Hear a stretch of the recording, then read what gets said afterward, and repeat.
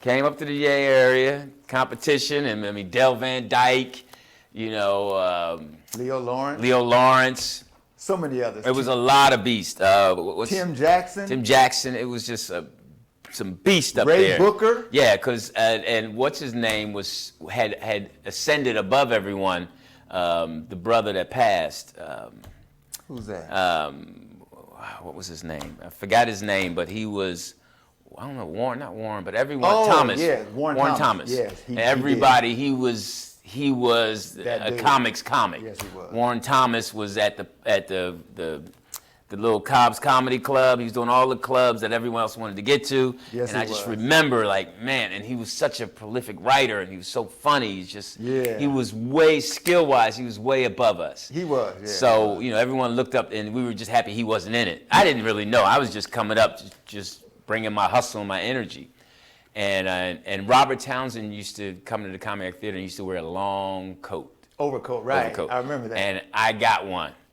And I wore that. I said, I'm going to wear that on stage. You did, but he wore a fedora. You wore sneakers. Right. That was my trademark. I always wore suits and sneakers because I was moving so much on stage. Okay. So I was going back and forth. So I remember the first time, the first round, you had to pull numbers out of the hat. That's right. That's right. Everybody, I think I went like third or something, but because there was some female comics in it too. Yes, it was. So that went well. Then you advanced. Right. In the second round, you did pull numbers again, and it was at a little bigger venue. Yeah, in Oakland. And I felt good about the first round and the second round. I felt that I could advance. I felt that I was funny enough and I was different because they hadn't heard me. Okay. Then I was shocked when we got to the finals. I was like, God, man. That's when all the heavy hitters, Leo and Del Van Dyke, because everyone assumed that Del Van Dyke was going to win it. Right. Yes, they did. Because he was the best. I mean, he was just funnier than everyone else. Yes, he was polished. He was funny. He just knew his stuff, and he had worked a lot. And everyone else was kind of like novice. So it was a foregone conclusion that he was going to win. Right. And me being a former athlete, like, all right, well, it's a competition. We'll see. Okay.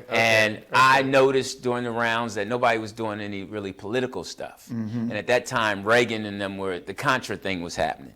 And I said, okay, I'm going to add the little thing about Reagan. People saying Reagan, he didn't have the gun. He bought me my first gun. So that was and then I knew I had the McDonald's in my pocket, and about me growing up in Philly where they drive and shoot.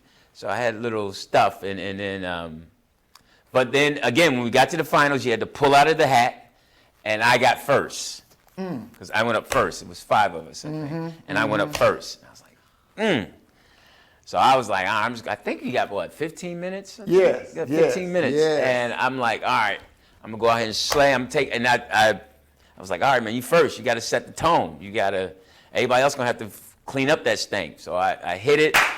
And it was at the San Francisco State University McKenna Theater. Yes. My alma mater. Oh, really? Yeah. And it was a big stage. Yeah. The house was packed. Yeah, it was packed. And first thing I noticed the judges, and they were really into me, and they were taking notes, and I was like zoned in, and I was pacing the whole stage.